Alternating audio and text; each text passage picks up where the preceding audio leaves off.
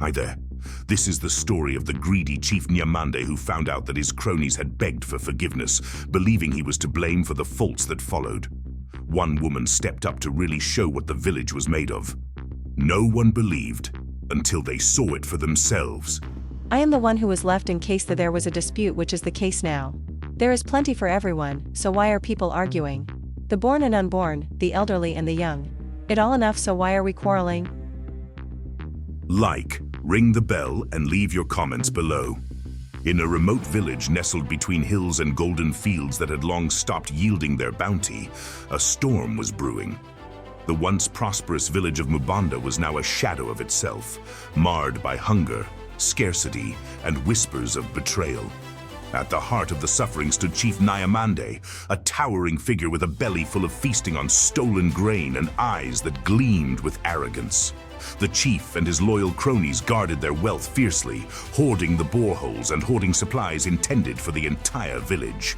Among the villagers, a young man named Tinashe emerged as the voice of reason and strength. With his broad, muscled frame and resolute spirit, he towered as the symbol of hope and defiance.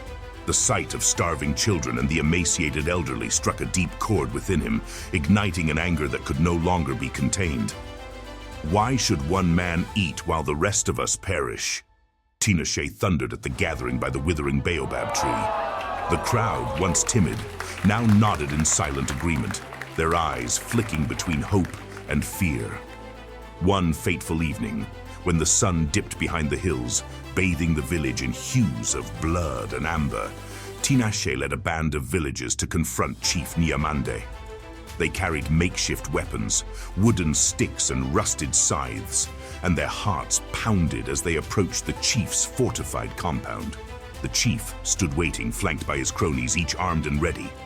"Do you dare challenge me, Tinashe?" Nyamande's voice boomed, his eyes narrowed into slits. But Tinashe, without a flicker of fear, stepped forward. "I dare because I speak for those who cannot," he said. The two giants of the village glared at each other, muscles tensed like coiled springs. The villagers behind Tinashe watched in bated silence, wondering if this confrontation would liberate them or end in bloodshed. Just as fists were poised to clash, a woman's voice cut through the tense air. It was old Mama Nyasha, the village's eldest and once respected seer. Her frail body leaned on a stick, yet her eyes still sparkled with a mysterious light. "Enough," she croaked. "You fight over what does not truly belong to either of you." A murmur rippled through the crowd as they turned to look at her. She pointed a crooked finger toward the north, where the hills rose in layers. "The true wealth of this land lies beyond those hills, in the forgotten tunnels dug by your ancestors. Nyamande knows this. He has lied and made you starve so he could keep the secret for himself." As dawn's first light crept over Mubanda, casting soft hues of pink and gold across the weary landscape, the village stirred with an energy it hadn't known for generations. The villagers, young and old alike, followed Tinashe with cautious hope. The air was cool and thick with the scent of dew-soaked grass, and the rustle of their footsteps mingled with the first calls of morning birds. They moved in a solemn procession, the anticipation crackling like an unspoken promise. Tinashe at the head carried a torch whose flame flickered bravely in the early breeze. Mama Nyasha's words echoed in his mind, urging him forward. They reached the base of the northern hills, where the land rose in undulating waves, obscuring what lay beyond. With a nod from Tinashe, the villagers pushed past brambles and loose stones until they found it, a hidden entrance, shrouded by overgrown vines and rock. He reached out, pushing the foliage aside, and a collective gasp rose as they peered into the dim expanse of the cavern. The sunlight filtered through cracks in the stone ceiling, casting a soft, ethereal glow that illuminated the treasures within. Inside, the cavern stretched deep, carved out by hands long gone, but never forgotten. The walls glittered with veins of precious minerals, shimmering golds and silvers that caught the light like trapped stars. Wooden crates preserved with age and filled with heirlooms, tools, and artifacts sat untouched, waiting for the return of their people. More valuable still were the crystal-clear pools of fresh water that bubbled and trickled from underground springs, their gentle sound a song of renewal. Tears glistened in the eyes of the elders as they stepped inside, touching the cool stone walls as if to greet old friends. Children who had grown up with empty bowls and dry mouths splashed their hands in the springs, laughing for the first time in months. Women and men filled their containers, feeling the weight of hope made tangible. Mubanda would no longer be held captive by one man's selfishness. The wealth of the caverns meant more than riches.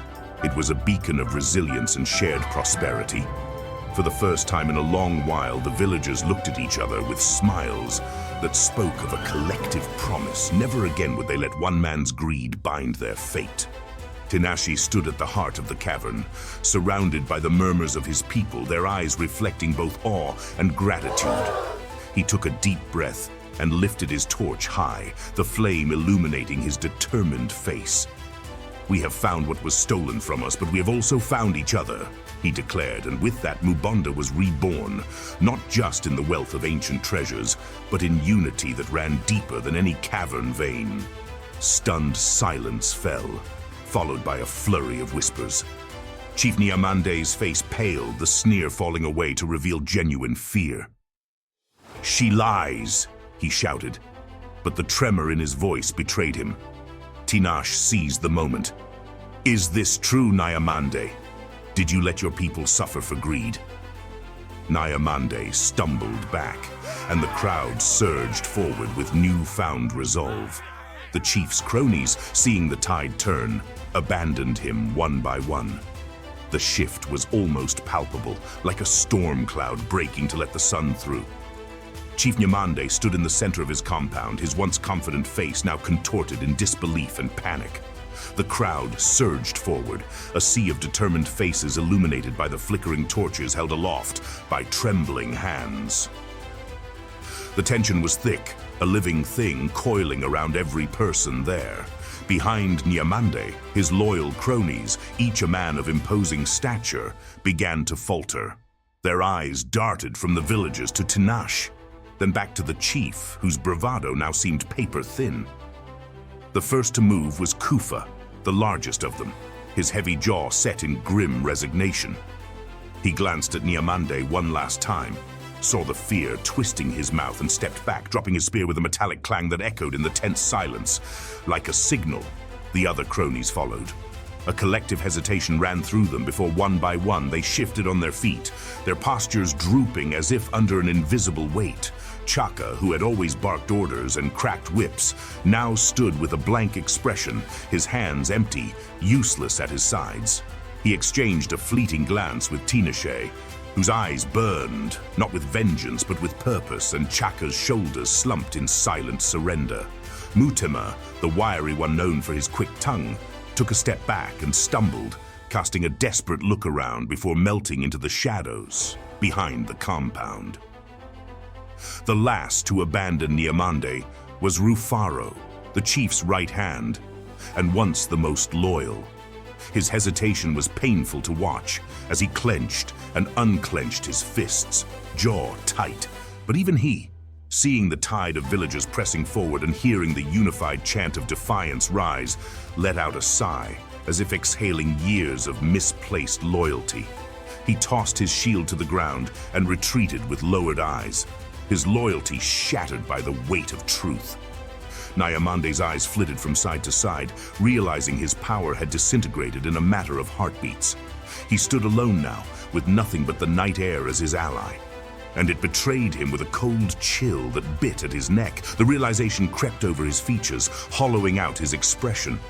The villagers saw him not as the mighty chief, but as a man exposed, fearful, and weak. In that instant, the chief's reign ended not with a great battle, but with the silence that followed betrayal, the sound of power slipping away like sand through fingers. As dawn's first light crept over Mubanda, Tinashe led the villagers beyond the hills. There, Hidden in plain sight, they found ancient caverns brimming with unclaimed riches and freshwater springs. Mubonda would no longer be held captive by one man's selfishness. The village had been reborn, not just with wealth, but with unity. And as the embers of rebellion cooled, it was not Tinashe alone who was remembered, but the collective strength of a village that had dared to stand up for its future. The twist, whispered by Mamanyasha as she watched the village celebrate, was that Chief Nyamande was not a mere hoarder, but the guardian of an ancient pact meant to shield the village from the dangers that once destroyed their ancestors. In breaking his hold, the village also unknowingly released an old, forgotten power. The silence that had gripped Mubonda for so long cracked open, and laughter, bright and unrestrained, spilled out like a flood released from a dam. It started with the children, hesitant at first as they splashed in the crystal-clear pools of the cavern. Their giggles echoed off the stone walls, bouncing back to fill the space with a melody the village hadn't heard in years. They tossed water at each other, their faces breaking into wide, joyous grins, eyes sparkling with the innocence that hardship had nearly stolen from them. The laughter became contagious. Parents, their cheeks still damp with tears of relief, let out soft chuckles that grew louder as they watched their children play. The older men and women, whose faces had been etched with the deep lines of worry, began to relax.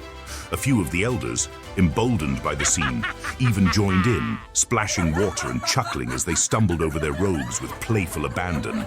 Mothers, who had once rationed drops of water from cracked clay pots, now scooped up fresh handfuls and splashed them on their children's heads, their laughter mingling with the bubbling of the springs.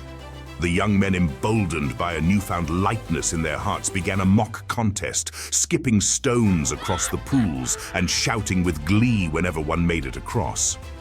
Women sang songs they hadn't dared sing in ages, their voices warm and full, weaving through the cavern like threads of sunlight. Their melodies rose and fell, accompanied by the rhythmic clapping of hands and the tapping of feet against the cool stone floor. The cavern turned into a place of celebration, where for the first time burdens were laid down and joy was embraced without guilt or restraint. Even Tinashe, who had spent months burdened by the weight of his people's suffering, found himself grinning as he watched it all unfold. He moved among them, patting shoulders, sharing smiles, and bending down to lift little ones into the air, their giggles bursting like fireworks around him. For the villagers, laughter was no longer a memory. It was alive, reborn, and strong enough to echo far beyond the cavern and into the dawn that marked a new beginning for Mubonda. In that moment, the villagers knew that they had more than water and treasure. They had hope, shared in the glistening joy that now seemed as boundless as the sky. This is the story of the greedy chief, and what would have been a beautiful village had not been the chief's fault. Please like, comment, and subscribe to more of these stories.